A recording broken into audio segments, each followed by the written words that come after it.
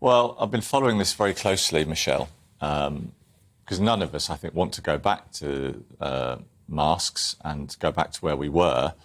But I tend to still listen to medical advice. I don't want to go back to where we were, but these new variants, I listen to the scientists. And I think these mild variants. Yeah, I think they've got our best interests at heart. I think the massive difference is vaccines, right, as to where we were. I know some of us, you might hear from someone in a minute who never believed in wearing masks ever, but just before we come to that... I'm still alive! In case that happens, vaccines are now, they've changed the game, I hope. And I think that I would love it if we could avoid going back. But I don't have this deep, intense, if you like, hatred or irritation about the fact that we were asked to wear masks. The intentions of our health advisors, our doctors, were noble. Even, dare I say it, the Prime Minister, they wanted to save lives and protect the NHS. Or getting pissed in the garden with loads of his mates. Drunk is the word. Yes. Drunk. I'm not, sorry. Yeah. But that's, I think, listen to the scientists and listen to and the scientists, then totally ignore them and have massive loads of parties. Agreed. I'm not standing Come on, the whole thing's theatre, it's rubbish. The mask, I mean, if you eat anyone with half a brain, if you can put on one of those P95 or whatever they call them, P45 things, and you wear it all day, it might protect you assiduously from getting ill from other people.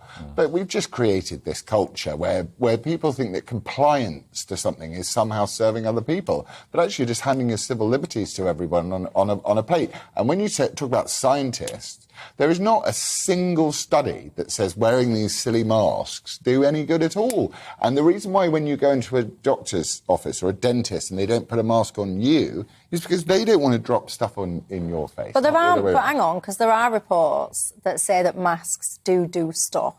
There seems Were they written by Klaus Schwab? No, but there seems to me to be contradictory evidence, because you can find reports and surveys, whatever you want to call them, but you can find official documentation that says that masks make a difference.